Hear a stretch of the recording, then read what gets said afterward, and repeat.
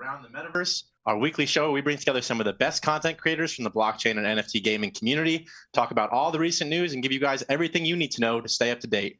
My name is Adam. I'll be your host today. But more importantly, we got a great group of guests for you guys and a brand new year of NFTs in the Metaverse to talk about. So first and foremost, we got CryptoStache in the house, man. Back for the new year. How are you? Doing it, man. Took some time off and feeling good. You know, I got a bunch of new things. I got a brand new studio. I like a whole setup. So we're running. Not saying we're running on fumes, but you know, if you see some glitches and stuff today, don't blame me. We're getting all the kinks worked out. But brand new stream deck and no issues with our around the Metaverse, scenes and stuff like that. So I'm so happy. so far, right? So good. Next up, we got Zueljin in the house, man. Back from your break. How are you? Happy New Year, everybody. Merry Christmas. I hope everybody had a good holiday. I'm doing well. Took my first gains for the year, already taking profit. We on to a good start. Tax harvest, a little bit of tax harvesting from Zueljin. Mm-hmm. We know how it goes. We know how it goes. I did that last year, actually. But yeah, I mean, I think we're all going to be dealing with that pretty soon, if not already. Next up, we got Cagy in the house, man. Juicing as always. How are you? I'm doing good, man. Happy New Year to everybody and happy to be back. I love the show. You know, we're always, just dropping alpha and, fighting with each other a little bit about in different opinions. Yeah, it's kind of cool. It gets me going. Let's go. Let's go, baby. And last but certainly not least, we got Miss Teen Crypto in the house. She's a new face to Around the Metaverse. So for those of you who maybe don't know, cryptocurrency influencer from New York City who is spreading crypto adoption to Gen Z. Has her own NFT collection on Wax, and I think recently featured on Fox Business, right? Yes, sir. Well, welcome to the show. Oh, go ahead. No, thank you so much for having me, Tom. How are you? How are you doing? Me, I'm doing great. It's a brand new year. We're going to dive into all the great things that we think are going to be coming up, and I can't complain. I hope you guys watching can't either. But like I said, we got a great show for you guys. We're going to be talking about Axie Infinity and is the Axie land all that? Talking about the little trailer they dropped. We have a piece on Twitch or the Twitch co-founder going all in on NFTs, releasing his very own NFT marketplace on Solana. And then lastly, we're going to be giving you guys insight into what we think some of the new trends for 2022 are going to be, because it's a whole new year with all new Metaverse gains, baby. So before we jump into things, don't forget to like and subscribe, and make sure you check out all these guys when you have a chance. They provide some great content, but let's dive right into this. First, we're going to be talking about the Axie land sale, or not land sale, excuse me, but the details that recently came out about Axie Infinity's land. The team plans to release land gameplay in 3 phases, to be determined on when that is. But the first is going to be focused on building and resource production. The next is going to be on skill trees, jobs, and social activities. And then phase 3 is going to be on group gameplay, such as conquests and large-scale battles across the entire Axie metaverse they're building. And interestingly enough, if you guys watch the trailer, it seems they might be switching the art style to like a 3D rendered world. But I want to ask Cagy first, being the resident Axie controversialist, right? Because he's either best friends with them or putting the hammer to him recently, man. You putting that hammer down. Juicer. Not controversial, juicer. No, look. Here's the thing. What Stache just said. Like, yeah, I've been putting the hammer on them just because I have a lot of money in Axie Infinity. I believe in the team, right? But we can't deny that there's some things that haven't been going well for the last six months, right? No updates on things that they promise, right? Like land, just little snippets of things. Instead of just saying, for me, it's like, just say in what stage you're in. That's it. It doesn't matter. People will fall behind. If you tell them like, hey, we can't deliver land by the end of the year, we're working on running because we need this, the infrastructure, blah, blah, blah. People are going to be like, okay, they're going to get a little bit mad, but at least they're going to understand. But if you wait until December to tell me that land is not coming, like, come on, like you already knew that, you already knew that. So that's why I put like pressure on them. That's that. But yeah, I think this is a good step forward for Axie. They're trying to, get ahead because there's a lot of games out there competing, like Illuvium, that looks amazing. So they probably saw that, right? And they say, wait, we got to step up our game. For sure, they're still like early in this 3D metaverse that they're building, and also the conquest as well. They're pretty early, but at least now they're showing things, right? And I could see actually showing more things like every single week or every 2 weeks, right?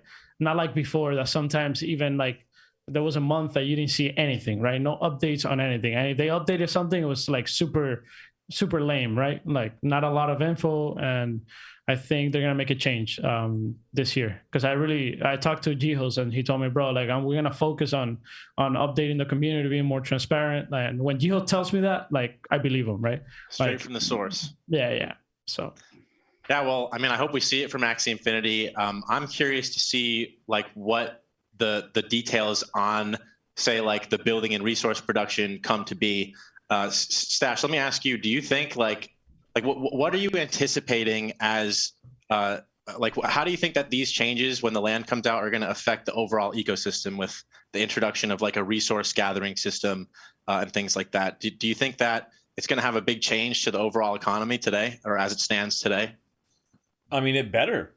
If it doesn't, man, there's gonna be there's gonna be a lot of problems. If it doesn't change what we are seeing with the Axie Infinity economy right now, then we have major problems, because this has been touted as like the big update that is really going to fix the long-term issues we've seen with the economy here in Axie Infinity. You know, a lot of people have tried to find as many ways as they can to skirt around the system. You know, wind trading recently we've seen a lot of, and other ways of, you know, and Axie tries to shut it down. But like, you know, Cagy was saying, we haven't seen a lot of updates from them. You know, land has been dangled over our head for a long time, a little carrot, here you go. But, you know, the fact of the matter is that, you know, there's just not been a lot of details. And then now as they're starting to come up with more stuff, you know, I see some of this stuff like concept sketches.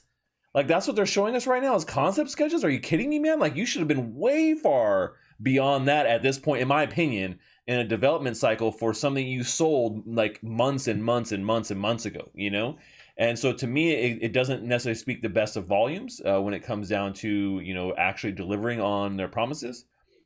So, I mean, I do hope that when they do get it out, when they finally do get land out there, that it is going to change the economy, that we will have you know, those burn mechanisms that we want to see for the Axies, because that is one of the biggest problems right now. We've seen prices for Axies drop significantly on the marketplace. I mean, you know, there's Axies that were going for $200 or $300 just a couple of months ago, and now you can get them for maybe like $60 or $80. And so that's a pretty significant decrease when it comes to those assets, because so many people come in the game, then you got so many people breeding, and then you got so many Axies, and people are just not buying them, and we're hitting this inflection point where a lot of people have come in, and not too many more are coming in to be able to buy in. We'll say that kind of like, you know, not pyramid scheme, but on that thing where it's like the economy is reliant on that fact that people are continuing to come in. Mm-hmm. So I hope that they do you know, make these changes, and they do come soon, because you know, even getting basic land gameplay or basic land abilities up is going to be crucial for them here in the next 6 months. Yeah, and it's funny you bring up the concept sketch piece too, because like, I mean, we're probably all like looking into projects that are not nearly to the scope and scale of Axie Infinity that are already showing things like that, and you'd expect that already of something like Sky Mavis and Axie Infinity. Exactly. But yeah, Zueljin, I want to get your opinion too on this. Do you think that like when this releases, because like Stache was just saying, you know, Axie's economy as it stands today is or almost entirely reliant on new players joining the ecosystem. So do you think that when this land releases, that it's going to actually bring new players to the game? Or do you think that like the current players are just going to, like, you know, do you see it as being a net positive for Axie Infinity player base? At this point, I don't think it could hurt it. I'm kind of worried about what it looks like, to tell you the truth, because like Stache said, they just showed concept art a little while back. The trailer does not look like gameplay at all. It looks like some sort of cinematic hype type deal. And the fact that they mentioned that they're going to break it down into 3 phases kind of tells me that they don't have it all figured out yet. You know, they're just going to release a little bit to string people along a little bit further. And if it doesn't fix the economy straight away, a lot of people hang on to Axie Infinity only for the earning mechanisms, because the game is not captivating millions just for the gameplay itself. There's a lot of people that don't just like that grind, you know. And with a lot of the curbing that they've done for the earning incentives in the recent months, without adding something to supplement that, like fun factor, I don't know. I don't think it can hurt it by adding any content to any game. But just like when a major MMO releases a patch that nobody really cares about, maybe it's more of the same thing. Maybe it doesn't do anything. Maybe it's just something extra, you know. Star Atlas recently put in some staking mechanisms, which I think it got people to interact more with their NFTs because of being able to earn tokens. Yeah. But did it really give anything to gameplay? Like, I don't look forward to doing my staking thing. I looked forward to it the first day until I saw what it was. And then I'm like, oh, now it's something else that I got to pay attention to. You know what I mean? So it's a token earning generation and a mechanism, but I don't know. I'm excited to see what they do, but I'm not getting my hopes up too high yet. Yeah, I agree. And it's funny that, side note, the Star Atlas thing, it'd be great if they could automate resupplying your ships so that you didn't have to like pay attention to it. And that was just, and like, I mean, I think that's just like a game loop they're testing it, like kind of as a test, you know, for when the things actually start rolling out with more, you know, gameplay. But Miss Teen Crypto, I want to touch on you for the last piece about Axie Infinity here, and kind of a big question. Get your mind out of the gutter. I wasn't gonna say anything, man. Sorry, and I saw you smile, Stache. I was like, you guys, wait, I'm lost. He said, "You're always lost, Cagy. It's okay, man." Oh my god. But okay, my apologies there. I should learn to work on phrasing, apparently. But how? All right, so and he loses everything. How long do you think that Axie Infinity will stay relevant? Like thinking about just video games in general. Like, you know, even in traditional video games, it takes a lot for a video game to stay relevant over, let's say, a decade, right? So, like, do you think Axie Infinity is going to be here? Like, what's your estimate on, if you had to give a time on, like, what like how long they would be here for? Honestly, I don't know. The reason being is that Axie Infinity, they're trying to improve and they've changed a lot of people's lives, which gives a lot of sentiment in the community. And they have a very strong community in the fact that people in the Philippines, for example, they make more playing Axie Infinity than they do at a normal job. So I think that, you know, the community initiative is very much there. If they could definitely improve upon their platform and keep working on it and show the community that they are here to stay, they are going to keep improving, they're going to incorporate what the community wants into the game, I feel like they could have a lot of longevity here. Yeah, you're so well spoken. What the hell? Incredible. Thank you so much. I mean, I hope so too. But you know, like think about how many games come out that what traditional games today have lasted the test of time, right? Like World of Warcraft maybe is a title that people are still playing, right? Call of Duty is one, I think, probably. And like it really takes a lot for a franchise to continue and you know, keep its legs going. So Sky Mavis, you got your work cut out. Yeah. I mean, Fortnite hasn't been around that long. Yeah. I would say they that need was a an couple more instant years. Classic. That was an instant classic. As soon as I played it, I was like, bro, this game is just right?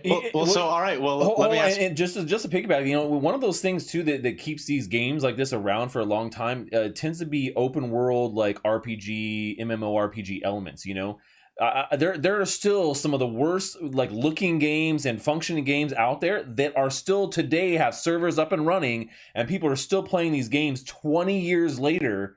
Online with their friends. I was playing old school RuneScape. Yeah, RuneScape RuneScape is a great example. You know, Second Life is also one of those ones where it's a game from a long time ago, but because of the actual gameplay and what it is, it has a lot of staying power. Yeah. Now, Axie doesn't have that. They're not that game.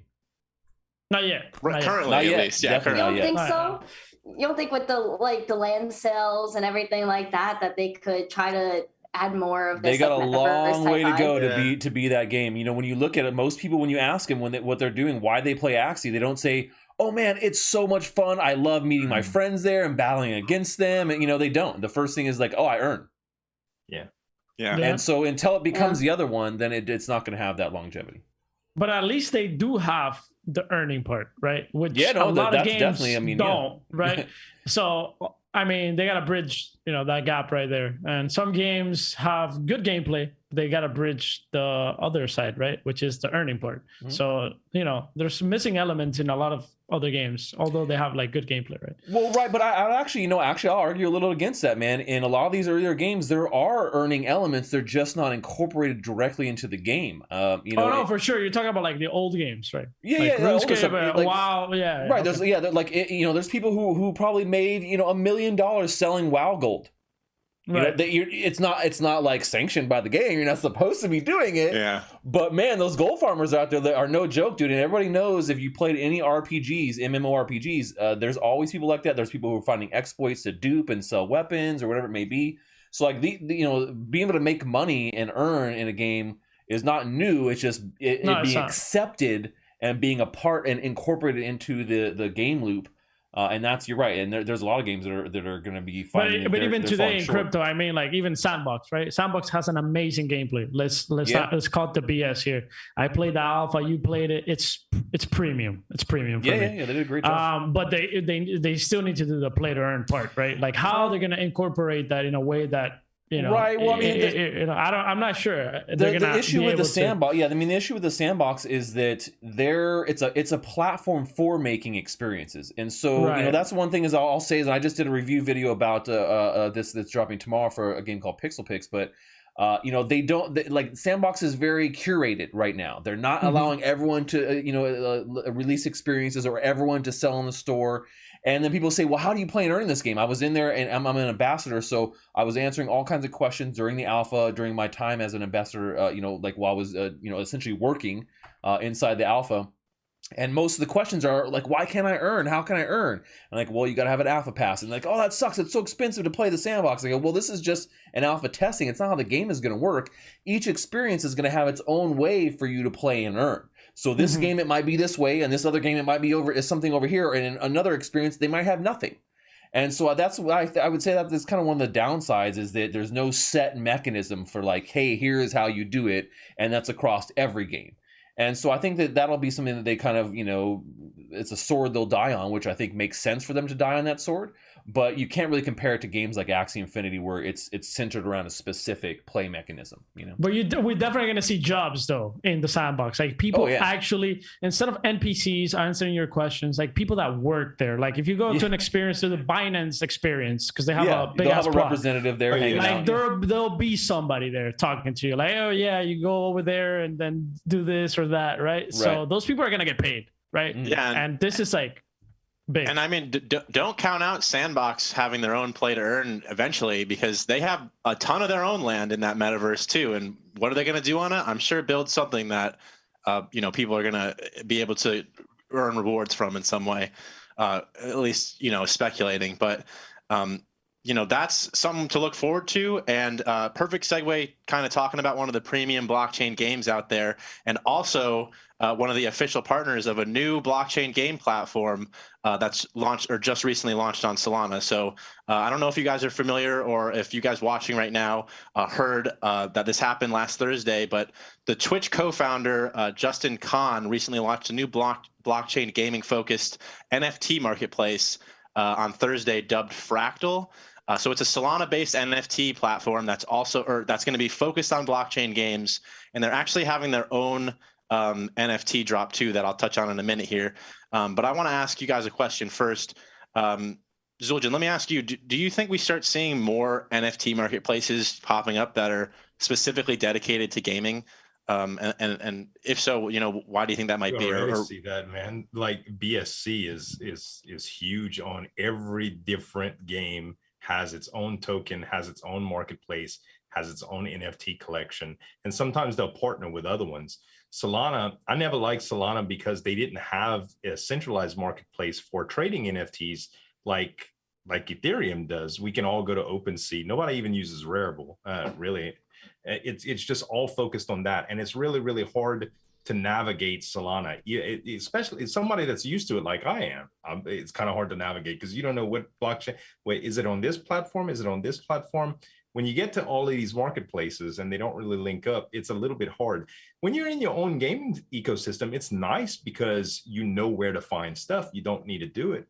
You don't need to look around for it. It's there. But I don't know if to me, a marketplace almost just seems like, I don't know, like an optional menu for a game, like Thetan Arena or whatever. You know, you could just go to the marketplace within the game and buy it. But as central places, I don't really know how well that adds value or if it takes it away. I think as long as it's available on a marketplace, and as a person that actually plays the game, if you're told where to find it, people are just going to use whatever is available to them or whatever's cheapest.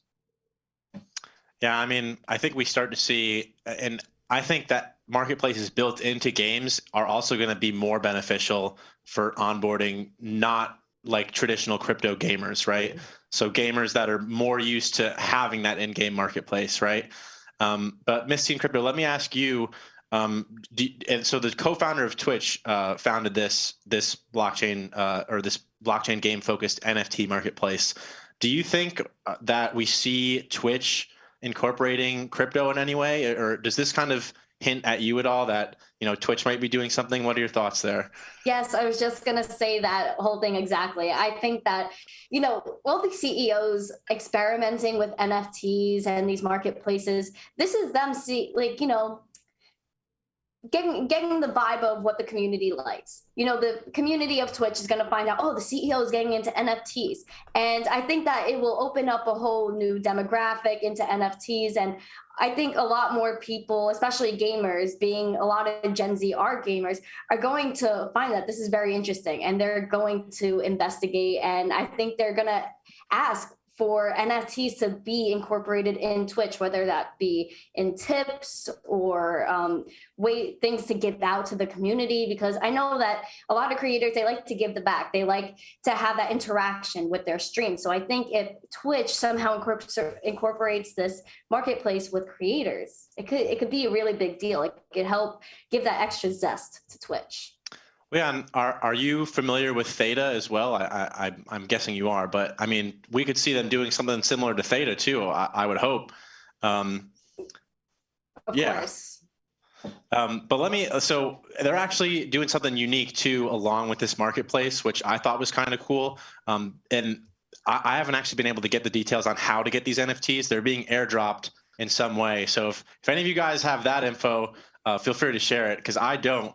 But these NFTs are called Fractals, and one thing that I thought was cool about them is they're actually designed to be interoperable blockchain game NFTs for games launching on Solana. So these Fractal NFTs come with attributes or metadata like power, purity, velocity that are sort of arbitrary for the actual NFT collection, but then can be leveraged or utilized by other games in Solana to add sort of attributes to game items in their game. So like, think as an example, think of like a gem enchantment that you'd put into a sword in World of Warcraft or something like that. Stache, I want to ask you, did you see that at all? Or, you know, based on kind of what I just described, do you think that that's even going to get adopted by other games? I mean, I think that's the future where we're going in general. It's just a long road. You know, it's the future the engine already saw, having this multiverse where, you know, one asset and its metadata can be carried across other, you know, games, and it's not a closed, you know, item, a closed looped item, right? And so you know, being able to quickly start a game and say, hey, we already have, you know, data on, you know, 5,000 items we can add to our game. It makes it a little bit easier for a developer, but it also, you know, can bring in other players from other games, because now you can use your weapons there, and it's the inevitable basis for what we see as, you know, what we consider the metaverse, right? Like a Ready Player One style metaverse, where you're walking in, you have your avatar, and every experience you go through, you bring your inventory with you. It's not like you know, they walk in there and then Percival is all like, oh, I can't use my holy hand grenade in this game. Sorry guys, we're screwed. And so I think we'll get there, and like I said, it's we're in the early stages of that. So I think what Miss Teen Crypto was saying is that these CEOs are really at a point where they're just testing the waters a lot. Like Ubisoft went big, and they were just like, hey, we've been testing the waters for years already. We're going in, and we're diving in a little bit deeper. But a lot of these platforms, as some people were saying in chat, for whatever reason, a lot of gamers are kind of against NFTs, and it's an odd thing. I think it's just a knee-jerk reaction. They'll get there, because the ones that have spent lots of money in you know some of their favorite games understand that, like, hey, you're not really you're leaving that shit on the table when you go to another game. And if you could take your sweet weapon you spent $5,000 on to another game using a system like Fractals, where you know that same information can be, you know, used for maybe kind of a different item, but you know, a reincarnation of that item. I mean, that's the future, man. That's where we're going. Yeah, and Interoperability. It's that is the future, and it's funny that you mentioned how Ubisoft has had a little bit of backlash. The secret, man, I think at least, is when you the next time a major game publisher wants to do something with NFTs, don't even say NFTs. Just don't even mention anything about crypto. Just literally make a marketplace that you could trade openly on. And they're like, "Oh my gosh, this is great!" And like, suckers, it was NFT this whole time. Run it on a blockchain, but don't mention it, and then just, you know, Trojan horse your way in, right? Yeah, true. I also think that you could get the NFTs that they're airdropping by joining their Discord and getting verified in it. I think you have to have like a grape status or something. I was looking in the Discord before. I might be wrong, but I'm pretty sure you have to verify yourself, verify your wallet, and you'll get airdrop the NFT. Okay, cool. Interesting. Well, thank you for that. And then, yeah, I also want to ask Cagy, because I know him and I were talking about this a bit before the show. So you've actually been on Fractal and checked it out a little bit. I want to get your thoughts on it, man. What did you think about it? And do you think that this, in terms of like Solana marketplaces, so right now there's Fractal's the new one, Magic Eden's very popular. I'd say probably the second most popular. Then there's like Solana and SolSea, which is kind of like an OpenSea copy pasta a bit. But what was your opinion on it, man? Do you think that this is going to be a major NFT marketplace for the Solana blockchain? I think it is, man. They're incentivizing games to come in and put their games in the front page. I mean, it feels almost like Web 2, right? Back in the day, you know, every single website had a game. Every single website, even a little game, mini game. There was some ad that told you, oh, play this game or whatever. And it feels like that. Like we're entering that stage, but with NFTs, with Fractal. It's like, okay, you went into, you know, to buy NFTs there, and then now you could play games.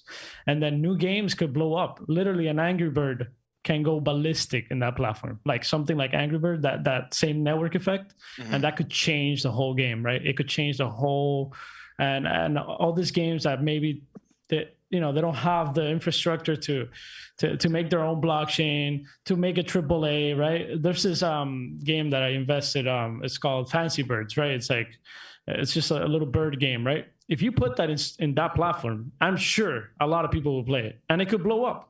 It could blow up, and then you could buy the NFTs right there, and then explore other games. I think it's great. I think it's perfect, to be honest. It's genius. And by the way, Justin Can, the one that created Fractal, I think he sold Twitch. Just so you know, he's not the current CEO. Yeah. Yeah, and Twitch is a shit show. It's a shit show. It really is. It's a shit show. Everyone watching us right now on Twitch may disagree, but I'll feel you though. But hey, look, I'll tell you right now, I feel you, man. There's some toxic stuff going on there, man. Every time I jump on some of the bigger game streamers channels that I like and check them out, it's just always a bunch of knuckleheads in there, dude. Like, no, but it's not even that. It's from the actual like corporate side. Like these people don't know what they're doing. They don't know what they really Very don't. Inconsistent when it comes to policy and they're bad. Disciplinary action and favoritism. It's very, very one-sided. I agree. So I don't know about NFTs, but they're already set in reality to do NFTs. They already do it. That's the thing. Yeah. They don't do it with NFTs, but it's just not blockchain based. Yeah. Yeah. It's just, if you're playing Valorant as a big streamer, you're watching that big streamer, Twitch you get a drop. Yeah. Bro, that's NFT drops, bro. Like, all you got to do it is, put it on the blockchain. That's it. Right. And then you'll be able to sell it. It'll be, it's something that can transition easily. It's fluid. Those are good things, and I think that a lot of times gamers don't necessarily see that right away. And like I said, I think it's a bit of a knee-jerk reaction, but they'll all come around. They will. Yeah, I think we're going to see a lot of people start to kind of change their opinion on things going into this next year here. They have no choice. Yeah, no. Hopefully, as blockchain games continue to take over the space, and that's perfect segue to our next topic here, which we're just going to give you guys watching our thoughts on what's in store for us in 2022. So new year, whole new metaverse full of gains. Stache, I want to start with you. What do you think some of this year's driving narratives are going to be for like crypto in general and the metaverse? I really think this year is going to be a lot about interoperability. You know, this is something that I've said has been a huge hurdle for the industry for years, and I think that we're mature enough as an industry to really start pushing that forefront. You know, I think that a lot of other things kind of had to fall in place a little bit more. Gaming and NFTs are driving that need for interoperability. There wasn't a huge, I mean, there was a need for it, but there wasn't like a driving force with billions and billions of dollars behind it. And I think NFTs and then, you know, gaming as it's coming up here is that force. I think it's really pushing a lot of people to think that direction. So I really feel like that is the main key there. And I think we'll see some of the bigger projects that have been very chain dependent. They're going to try and go a little bit more agnostic where, you know, not only are they adding a second layer, you know, Ethereum side scaling solution like Polygon or Immutable, but they're going true cross chain outside of an EVM compatible chain. So I you know, it's like, oh, we're on BSC, we're on Polygon and Ethereum, we're cross chain. No, you're not. That's bullshit, man. You are just EVM compatible, which allows you to operate on these other chains, which are all EVM compatible. It's like little Lego blocks that interconnect with each other. It's not real interoperability, in my opinion. It's when you go outside of being EVM compatible, when you can truly say we are blockchain agnostic, we are working on interoperability. And there's just not a lot of projects out there. You know, Polkadot is really, I think, in one of the chains that is kind of in the lead with some things like that, with some of the technology they have. But we could see, you know, a lot of other ones be adopted. I think that with the popularity of Solana, we've seen a lot more people and projects really look at having, you know, it being on Ethereum and also on Solana. So that's a good cross-chain capability we're starting to see. And I think Fractal was talking about that as well, is like, hey, you know, we're starting on Solana, but we're going to be, you know, Ethereum compatible soon too. And I just dropped a video about Ghost Market, which is truly cross-chain, going from Neo to Phantasma to then, you know, all the EVM compatible chains like Binance and Polygon. So that's what I'm thinking. Yeah, and so for those who we didn't touch on this with Fractals before, but Fractals actually announced the Sandbox as being one of their official partners, which currently isn't on Solana whatsoever, but they're a Solana-based marketplace currently. So, you know, just speculating here, either maybe we see the Sandbox diving into the Solana blockchain, or maybe we see Fractals going multi-chain. And not to be the resident Solana shill here, but so Stache, actually today, you can bridge Ethereum NFTs over to Solana. So from EVM, from Solidity over to Rust, that you can do that today. And I think FTX also is incorporating actually the Ethereum blockchain into their centralized NFT marketplace. So so that's what I'm saying. We're starting to see it. Where, you know, Wax already did the same thing, where you could port things from Ethereum to Wax and NFTs from Wax to Ethereum. So like I said, we're on that cusp. We're ready for it. People want it. There's a need for it. There's a driving force for it, and I think it just is, you know, flushing it out. So I think we're going to see a lot of that this year. Yeah, let's get it, man. Keep your eyes peeled for good investments. And speaking of that, Cagy, I want to ask you, do you have any specific projects or investments that you have eyed up or that you've been looking into coming into this year? Damn, I'm gonna keep it safe, to be honest. I'm gonna go back to the question you made, Stache. To be honest, I feel like it's gonna be somebody's gonna deliver. That is a narrative. Somebody has to deliver. Yep. The closest one right now is really the Sandbox. Yeah. Close, the most like premium that I've seen. The next one I think is gonna be Aurora and Illuvium, and maybe Ember Sword, like mid this year. And once we have like 4, 5, 6 games that are like good shit, then things are gonna start taking off, like for real. Cagy, have you seen Big Time yet? Big Time as well. I think Big Time's gonna be an instant. The only thing about Big Time is that it has that same vibe as, you know, like a traditional game. That, bro, you go into that Discord, you're never gonna talk to the CEO. right? Like you're never gonna talk to, Right. you know, it's like you're nobody. Like you're just like one more person. So that feeling, I feel like I need that, you know, that connection, right? At least, you know, they hang around, you know. But it's gonna be a good game though, regardless of how I feel about the community, right? Okay, game wise, Phantom Galaxies. Oh, true. Phantom as well. Ooh, did you guys play that demo? Yeah, it was I pretty didn't, sweet. but it looks that demo looks good, is man. hot, bro. You guys got to go play that demo because that is Phantom Galaxies. by Phantom far Galaxy. that's the best demo that I've seen come out. And you know, like I said, because it's a game that was already in development, and then they were like, "Hey, we're going to add blockchain elements," and I think they've done a good job of kind of like approaching that very slowly by giving one for free that gives you access to the initial demo, and that demo is good, man. It's like Mass Effect, but like, you know, maybe not as polished right now. So anyways, Mass Effect is a fire title to reference too. But Illuvium, man, Illuvium, I think Illuvium it might come in hot this year, bro. yeah, Because there's no other game that you can actually talk about play to earn that has that play to earn. Like they're targeting really that play to earn model, and I think Illuvium is the one that is really targeting that. And then with the little lands, and then the open world, and then the team fight tactics, it comes full circle. I think they might kill it, bro, this year. Yeah, we're gearing up for it, man. I can't wait to see what's in store from all of like the. It's funny. I'm gonna start. We're gonna start calling them quadruple A games, right? Not just triple A, but quadruple A because they have play to earn elements. True. But I'm excited to see what comes of these projects this year. Miss Teen Crypto, let me ask you. How do you think like metaverse related crypto projects or blockchain games are going to do this year compared to say like the rest of the crypto market?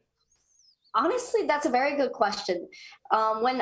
Market-wise, when I've seen Bitcoin dip, I see the metaverse tokens actually go the opposite way, which is a little, you know, zesty considering that they're going their own way, they're making their own trends.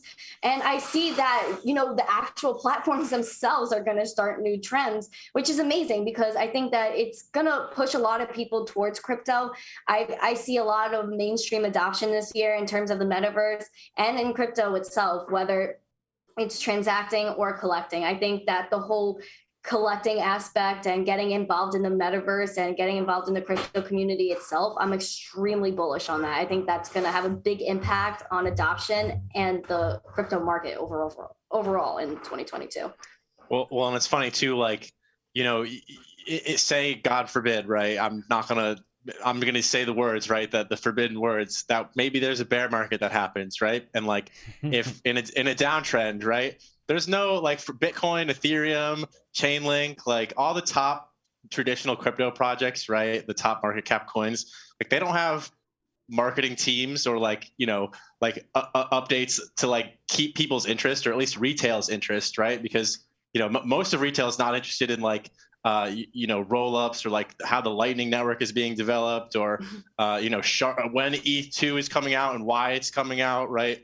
Most like with crypto games, there's, you know, new content, new concept sketches, new experiences, people actually pushing the info out.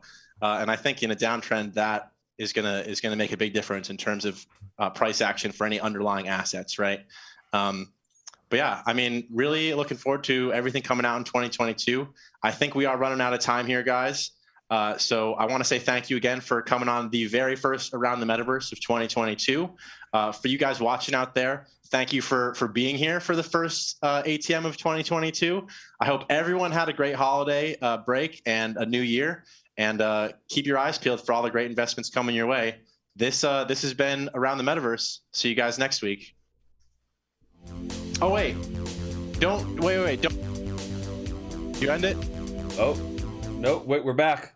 No, we're back. All right, don't forget, check out all these guys in the description below. Check out all these guys in the description below. Don't forget to look at Miss Teen Crypto, Cagy, you know, Stache, you're already here, and Zueljin. These guys give you some great content. But that's it. Final note, we're out. All right, later. Stay zesty.